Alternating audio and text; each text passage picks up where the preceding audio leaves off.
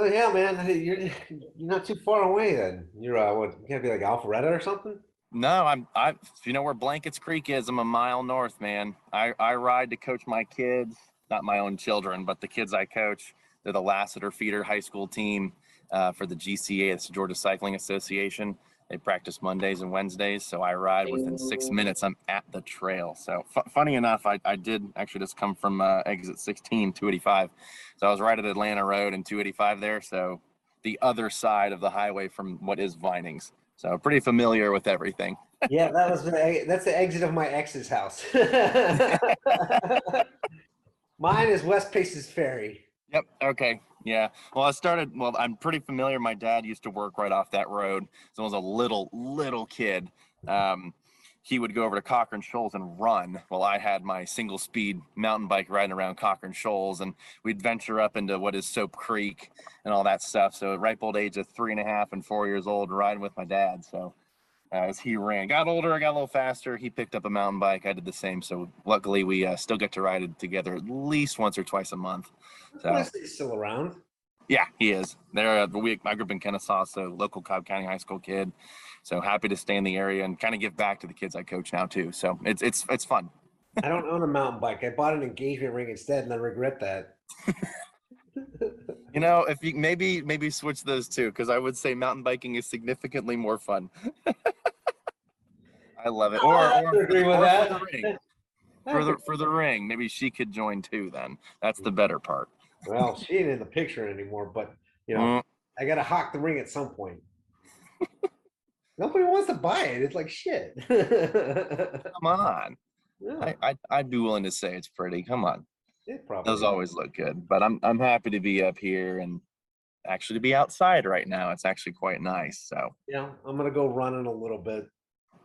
so are you primarily triathlon or run, just run bike Triathlon. or all bike? Yep, that's what I thought. Hopefully you can maybe sneak in a duathlon in there and grab some trail shoes and a mountain bike. Just borrow mine or something. I got a few. Yeah, you know, I used to have what I call it, a pair of shoes that fit mountain bike. Was it the SPD or is it SPDS? Yeah, Yeah, SPDs. I gave them to my brother though. He's like, I need shoes so I can ride my bike up here in Denver. I'm like, fine, okay. So here, have these. I got them for free for Shimano anyway. There we go. Okay, I guess we're hopefully equally as jealous about not being in Denver right now, because or being in Denver right now, I would love to be out west. That is mountain bike mecca for me. So hopefully I can spend a week in fall out in Moab or somewhere out there in the Rockies, just cruising and enjoying it. Bikes are life. So Yeah, I mean, you know, it's like that stupid Instagram thing going around there, like cyclists, you know, full adult males that call their friends like they're 8 years old, wanting to go ride yeah. bikes. Well, and that's how it all comes full circle. So like when I think back when I was in middle school and getting, get a mountain bike from my parents' birthday present. We would ride in the neighborhood and ride to racetrack, get a Slurpee, a roller hot dog, and then ride home and be out all day. And then hit up the trails if we could. Parents would drive us because we're not biking distance, of course. And it doesn't change. And that's what's kind of nice. And it's all for the sake of now, it's activity and being fit and healthy. For then this is just fun. And I think there's a component of that we lose sight of, but hopefully I can instill that into my daily riding as well. That's what truly keeps me going. I've always said if I win a race, that's your fault because I was just having too much fun. I wish I could stick on the training as much as some of my other friends, but they seem to lose sight of the happiness that bikes give, and that's my prerogative, Yeah. So how did you guys like parlay your cycling love into Torq? Yeah, so I captained the Kennesaw State University cycling teams from 2014 to 2018, and Torq was actually one of the first supporters of the collegiate team. So they helped us out with nutrition, got us pretty much better online. It was really only me and one other student. I grew up from myself in 4 years to 32 athletes. We had Torq throughout it the whole way, and the owner, who lives over in Roswell, kind of near the Chattahoochee, saw the tenacity we had and started repping after college and kind of during a senior year of high school, repping around at local races, helping out with Chainbuster Racing, the endurance gravel series they have, Fool's Gold we were just at yesterday, Mountain Goat Adventures. And really what Torq has enabled me to do is, one, get nutrition dialed. Six gap is no problem as long as I'm sticking to that nutrition side of things. The fun part is how many people we get to meet and teach about what is proper fueling, what are you supposed to eat during rides like these. And a lot of the customers we had and a lot of the friends we have now are those that are truly looking to take you take the top tier athlete looking to bring their fueling to the race level and podium level, and also those that are coming into this not knowing truly what to eat. They look on YouTube, they look on how-to sites, they get advice from their friends, and they ended up packing like tons of peanut butter sandwiches. And I'm like, whoa, pump the brakes. That peanut butter, not good for what you're doing at this level. So trying to educate and things based on, the gas station food cyclist motto, how to encourage kids to start fueling properly so they're not dead at the end of a race. These kids are running like crazy and they run on Skittles and Mountain Dew, but trying to teach them how to be a little bit more healthy, just like, education. So Torq has really kind of continued more now as a business project too, along with the education and fun side of things. So just that mutual, mesh of things we have with education, proper fueling, and overall fun with the company. That's what keeps me going. Never actually heard anybody do Skittles and Mountain Dew. The Fool's Gold winner, he was 15 years old, did the 50 on a pack of Skittles. And his name was Luke. Not Luke Mosteller, but another Luke around here, blonde kid. He was absolutely crazy. But when you're that age, sometimes, a roller hot dog, great. But when you're starting to compete at some of these national levels and these races that require true fitness that are on these training plans, you really start to incorporate on the bike endurance fueling and then also recovery for these kids are growing. Also, athletes are continually breaking down their muscles. So the focus on a holistic source of fuel and what you're doing on the bike and then off the bike too is something we focus on as a company as well. Does it work for other sports too? Yep, totally. And one of the things for runners too is the gels. And I'm not trying to, this is going to be something cool to understand about how we approach just Torq in general. Is it's something that can go from, I'll use an example. I'm actually funny enough wearing a Trek bike shirt right now. Trek does a very good job of doing the professional Tour de France level bicycle. You've seen the new Medones come out that was just released. They're using in the Giro and the Tour de France. And they make the bike for that rider up here, competing on the international professional level, all the way down to, I've never purchased a bike from anywhere other than a used bike or a department store. How do I get into this?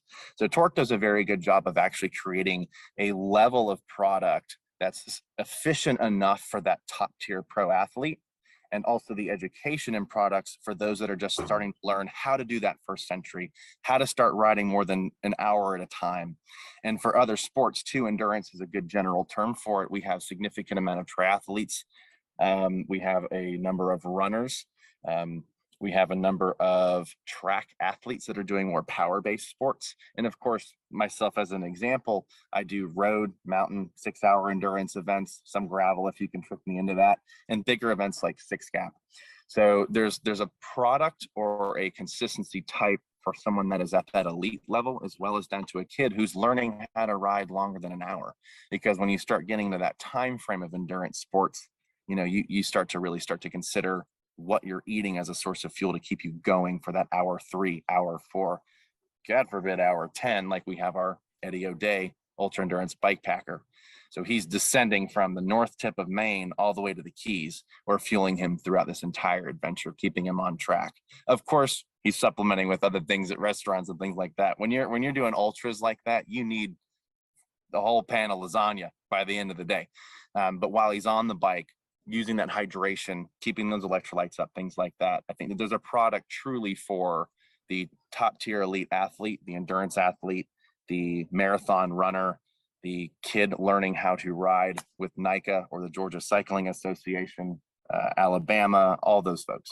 So it's a cool part to be in the nutrition realm right now. I read on your website about how you use fructose. It's not high fructose corn syrup, is it? Nope. So fructose, of course, is the sugar derived from fruit. The carbohydrate used mainly is a maize-based protein, so corn, but it is not a high fructose corn syrup. Everything we have is certified organic, gluten-free, and also vegan. The only exception would be our recovery, which uses a whey protein isolate. So to get more technical, that strips out the lactose. Since it did in fact touch milk or lactose, we can't call that particular product vegan, but then we also offer a pea-based protein for that recovery. So if an athlete is strict true vegan, there's still a product for those folks. I think Tyler Pierce, vegan cyclist, has heard our name before and got a really good recommendation on that. Had some good conversations with Christine over at Conti Bikes. She's excellent, and asked about the gluten-free. All the products we have are also gluten-free, and even the strain of barley used in the bars is okay for folks with celiacs to use. So there was no corners cut in terms of the level of nutrition and the level of quality in the products produced. But to kind of extend on the question of fructose. Fructose is, again, the sugar derived from fruit, and combined with maltodextrin and 2-to-1, that actually allows your body to pull through your stomach lining about 90 grams of carbohydrates an hour, as opposed to just fructose or just maltodextrin. So for those top tier athletes that are looking to really push the boundary, that are operating in like zone 4 and 5 for several hours at a time, those long extended intervals, think of a steam train or highway miles. Favorite example is a steam locomotive. And the way I describe nutrition is exactly that. You don't wait for the fire in the engine room to slow down, to stop, to smolder before putting more fuel in the fire. So the torque and nutrition as you're fueling works as the engine room. The coal is being shoveled, shovel by shovel, into the fire to keep the steam locomotive running at that high rate of speed continually, your highway miles. Again, you don't let your gas tank dip to E all the way till the lights, your car putters out and you're out of gas. Really hard to get that, car or steam locomotive rolling again. The intent of nutrition is to provide that incremental fuel as you're going, and that complex carb with maize actually breaks down a little bit slower. We've seen that in tests with diabetic athletes. So that fructose maltodextrin, it does show a spike, and we actually use some pods with folks that were diabetic. It shows a spike, but the decay rate of the carb actually takes a lot longer. So when you're taking on more holistic carbohydrates, that fructose, that maltodextrin, combined with electrolytes, carbs, electrolytes, water, of course, you are fueled and sustained longer as you continue going. To your running aspect, I know you guys, I don't like to consume a ton of water as we're moving. The gels also have all 5 core electrolytes. One of the few to actually contain magnesium, which really helps for cramps. Needless to say, you're actually getting hydration from the gels, Torq gels, as you're going. So you actually have to drink less water if you so chose, or you double your gels on colder days like that when you're not taking in as much hydration. So things like that, in terms of your question for fructose, the high fructose corn syrup, right out. Not going to happen. It's too good of a product to include something like that kind of trash thrown in there. And we like to keep it as such. We have a high standard of quality, and cool athletes like to have that in their back pocket, right? Yeah. So you basically went through a whole section of the science of your product in one thing. So I'll just break it down individually. Yeah, please. That 2-to-1 ratio that you have, that it's effective because it helps you absorb quicker and more. Yep. So to put it into terms that I think most people like to hear it in, fructose combined with maltodextrin allows your stomach lining, combined with that electrolyte and water. Let me backpedal real quick, and I'll make it this is kind of fun too. The fire triad we kind of have in nutrition: electrolyte, carbohydrate, and water. Those are the 3 kind of things you have to have. So if you don't have one of those 3 things, your body can't pull it out until it gets to your lower intestine. And by that time, if you've had too much, you end up passing it through in your urine as a diuretic. So for those that are only drinking Noon tablets, or only having Endurolytes or salt tablets to crush in their mouths, just have salt packets, you're only ingesting water and electrolytes, salt. That is only good up into a point if you haven't eaten anything with it. So the combination, again, of carbohydrates, water, and electrolytes, the 3 passive things you need for your stomach to pull through. That water molecule is the vessel that it transports through. So the reason that you find a lot of riders eating gummy bears and things like that is because that is straight sugar. It's straight nutrition pulled right through. So the vegan, the holistic, the full carbohydrate, electrolyte, and water combo is delivered through that nutrition, right? So instead of going for that pack of gummies, Torq gels, and the reason we have liquid food is so that your stomach can pull that nutrients out and get to your muscles quicker. That's the ultimate goal. It's throwing kindling on the fire you've got in your stomach rather than a log, or just gasoline, because that burns off. It doesn't do anything. You have to have that spark and oxygen. So the three again are water, nutrition, water, carbohydrates, and electrolytes. That is the passive mechanism that allows your body to continue going. Yeah, So, well, continue. no, it's similar within a lot of other products too, which you'll see on the back is you have a high electrolyte content. Sodium, potassium are usually the biggest. Let's use GU as an example. So they have 22 grams of carbs.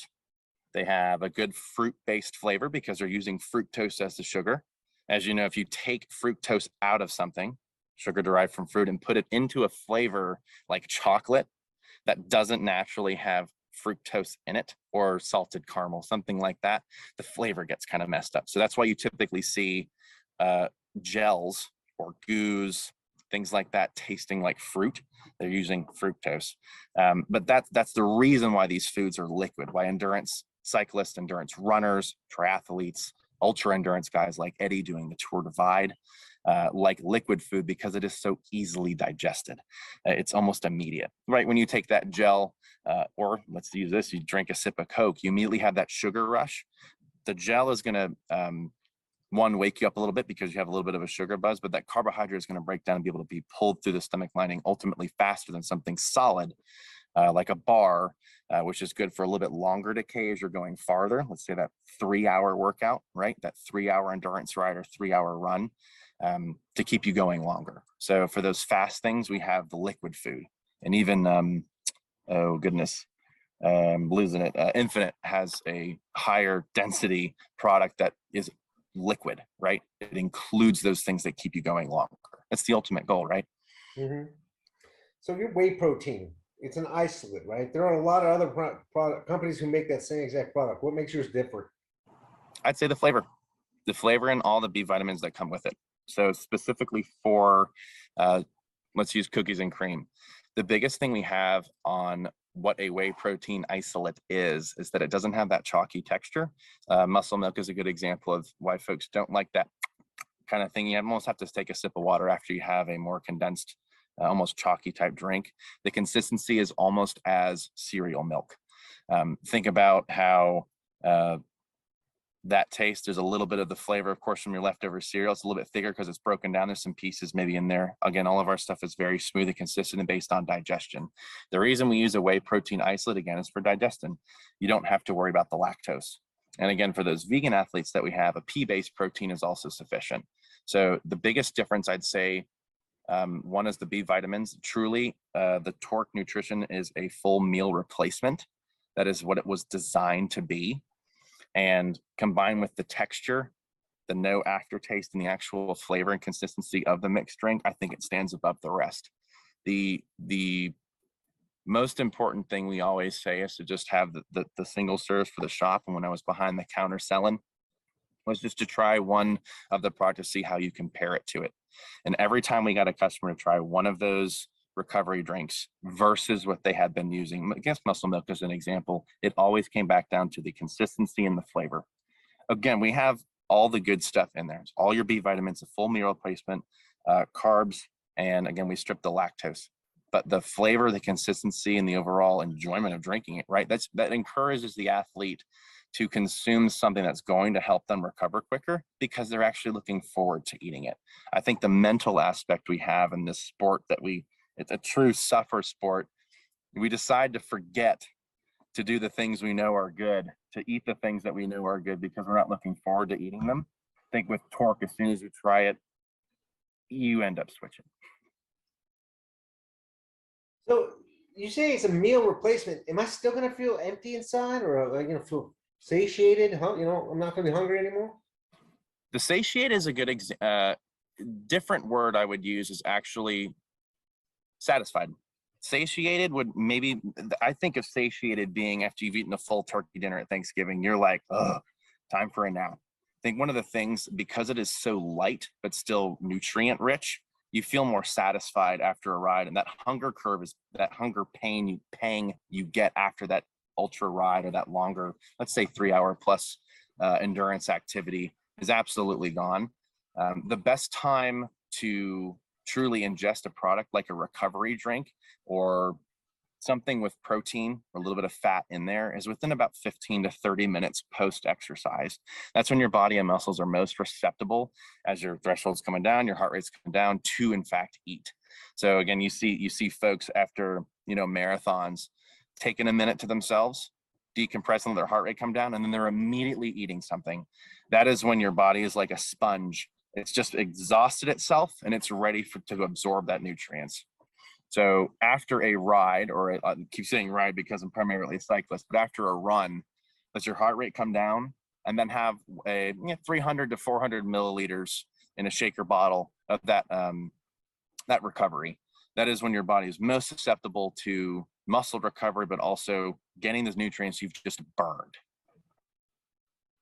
It's basically your digestive maintenance, right? You just exhausted your muscles, you've exhausted your legs, exhausted your upper body. You need to replenish it. Yeah, that and a nap, man. And I will say, I normally, get done with the ride, and I have, a snack. That's something that everyone should have. We preach to our kids to always have something ready in the car on the ride home. That's that crash you get when you're driving back and you haven't stopped yet for some food, or you haven't packed a race bag yet for the end of a race, and you are just depleted. We want to try to get rid of that depleted feeling, because that totally takes away the recovery time and extends it. So for folks that are doing 3 or 4 day long events, the recovery almost becomes as important as the on the bike or on the run, on the rowing, even, let's say, activity. You have these endurance sports where you just depleted your muscles. You've got to get ready for the next day even quicker. And Eddie is a great example of that one.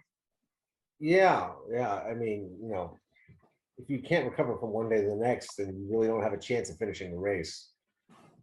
Exactly. And that goes for others. Ooh, hoping I'll get rained on here. That goes for other, like, even powerlifting sports as well. So when you're straining your muscles to the max, they go through a period of recovery. And if they don't have the nutrients and sustainability to go through that recovery process, and you try to lift again the next day, you will ultimately, one, hurt yourself. You could potentially damage your muscles because they haven't been built back up yet after that first extensive day. But then you haven't prepared your muscles to work again. For endurance riders, it's the same thing. Look at the Tour de France. They're eating like 12,000 calories a day, a lot of which is on the bike. It's active recovery.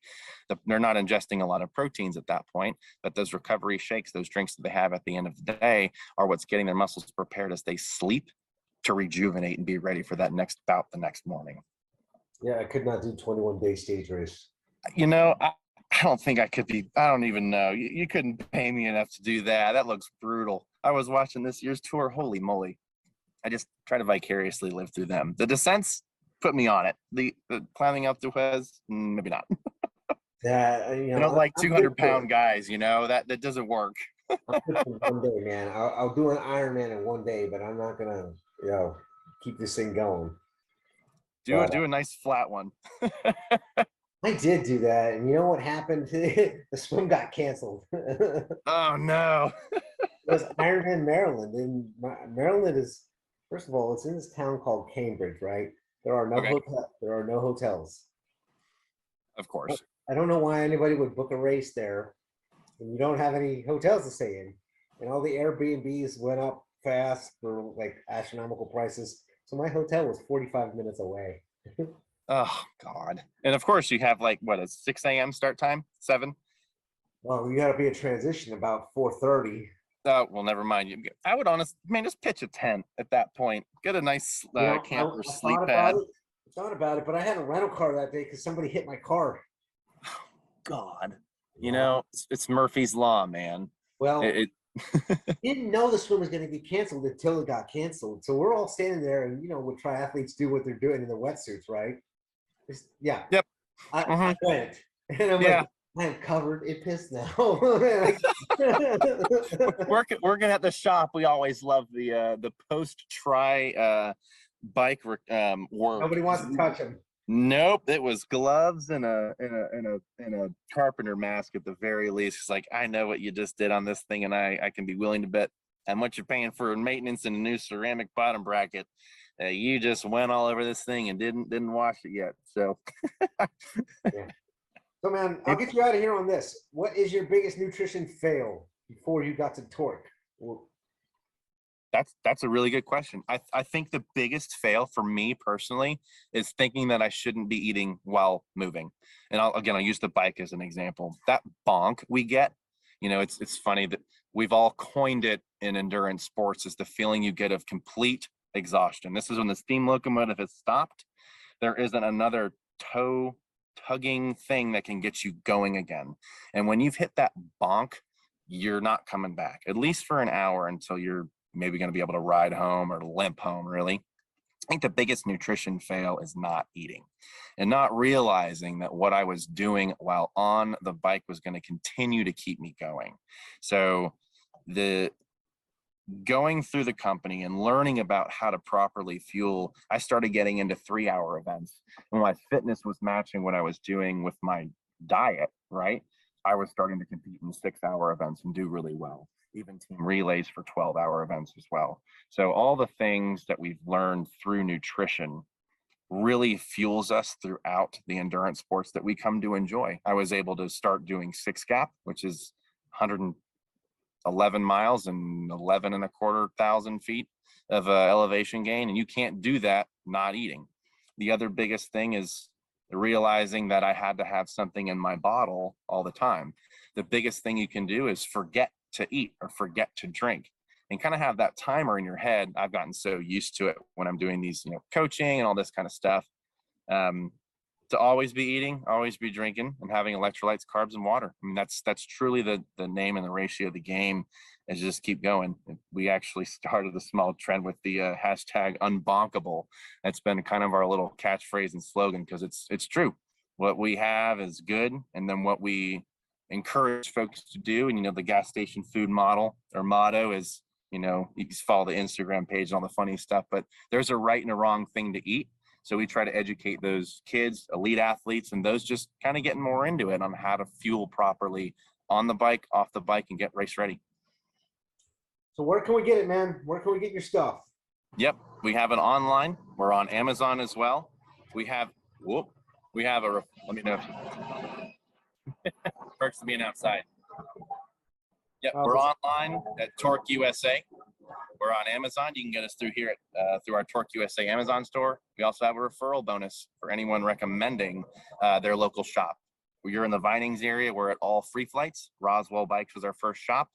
Hopefully soon in Conti's Decatur. We're already in Conti's Kennesaw, and a couple other shops up and down, all the way from North Carolina near the hub, and all the way to Alabama as well. So for Podium and all 3 sports, if you want to talk with them, Matt Cole. Yep, and Podium with Lee. Yes, sir.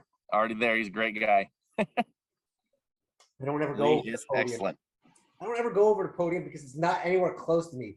Like I asked Matt, I said, what made you want to pick this location? I said, it's not easy to get to. Yeah, well, and they just got a whole new slew of new gear and bikes. When we actually went over and talked to him, he was really excited because he had actually seen it at another shop, and Lee was stoked on it as well. He's in the mechanics there too, and they ended up buying the full gambit, which is really excellent. They were already well versed in nutrition as a basis of what to do for their triathletes, and they discovered that through Torq, we kind of checked all those boxes about what they had learned through true dietetics, nutritional information, and of course, we have other athletes that we trust as well. You see folks on YouTube and things like that with the same kind of idea of carbohydrates, water, electrolytes, different ratios and things they like. Turns out that Torq checks all those boxes. The flavor is really what captures people. So I'm happy to have grown up in the Atlanta area, been a part of riding around here since Blankets Creek was only one trail and a dirt road getting there. And now we've seen it become this hub in Georgia. We've seen Georgia cycling start when I was in high school, and now has almost 2,000 kids from 6th to 12th grade lined up. We were the nutrition sponsor for 2 years there, and also for NICA Alabama. So it's cool to have grown up in this community with a local company and also start to give back to the community too. So I'm happy to still be here. Yeah, I mean, we're glad to have you here. It's fun. Atlanta's definitely a fun. I mean, I don't do mountain biking, but we have a pretty good triathlon community here. Mm-hmm. So, and we have all those. Everybody goes to the same spots to go ride or run. Columns Drive, man, every morning. Yeah, no, I will not do it. I mean, I tried a couple times, but I end up just taking my poor Amanda. Doesn't really like it, but on the gravel, at least for some more entertainment, you know. I had a guy on my team who rode 104 miles on columns. I'm like, well, you did that. Well, so for me, you know, for my road events, I like road racing is a lot of fun for me, but even more so is criterium racing. And I'll do Athens Twilight, Birmingham Hammerfest, and for us here in Atlanta is the Tuesday night crit over in Marietta. Yeah. That's a blast. I think we averaged 27.4 miles an hour for about an hour and 15 minutes. It's a hater. It's a side of the Georgia games criterium as well, but it's one of those things where it's a very cool spectator sport because you can actually see everybody going around. It's like NASCAR on bikes. And of course, fueling's there. Crashes. Fun. Yeah, there are a couple more crashes, but luckily the folks that show up there are really, really seasoned. At the same point, you know, just like Torq has that initiative to include those that are just getting into the sport. They do a very good job, and I've actually led some crit clinics, Bonafide Cycling. They're a group in Atlanta that are getting into racing. They're similar to MAC, the Metro Atlanta Cycling Club. And they've come out a few times, drop in, drop out, learn how to corner with the group at over 30. You know, that's kind of intimidating. So we're seeing more of that realm come up. I think we topped at 95 participants one Tuesday evening. That was a good hoot. And then of course we had 14 kids that same night that were learning how to ride crits, drop in, hang in, all sorts of fun stuff. So it's from the Cat 5s to the pros, and it's a good community to be in. I'd love to do that. I'd love to do a crit one day, but I mean, I have a road bike and a tri bike, so it's not like I couldn't do it. Hey, Georgia games is always good. That's a nice open course. Same course as the Tuesday night crit, so it's not far from me, I don't think. It's just the traffic. Ugh. I would have to ride there to make it worth it, you know? Yeah, the drive would kill it. But if you stay on Atlanta Road, I did the same thing when I lived kind of where you were talking about, Alpha Exit 16. Atlanta Road just kind of dead ends right where we start. So yeah, it's all good. Hey, Clay, man, thanks for your time today. I appreciate it. No, I appreciate this. And it's one of the prerogatives of Torq to learn about the folks in the community and do what we can. We'll have to keep in touch. And as the company grows, the community grows, me here with kiddos over at Blankets Creek and Soap Creek, Rope Mill. It's a blast. I just got to keep going. Keep the energy up. Yeah, man. All right. Well, take it easy. Enjoy your weekend coming up. Wait, no, what day is it? It's Monday. We just had the weekend. Yeah, I wish it was the weekend. It kind of blew by. We were under the Torq tent for Fool's Gold up in Winding Stair Gap, and then I was wearing another hat for the collegiate cycling. I'm on the board there for the SEC's collegiate team. So it was over at Truett McConnell University. They had their home race this weekend. So I was all over the place. Nice, man. Like throwbacks in the summer. Yeah, exactly. All right, well, awesome, Eric. Hey, thank you, sir. We'll be in touch. Absolutely. Cheers.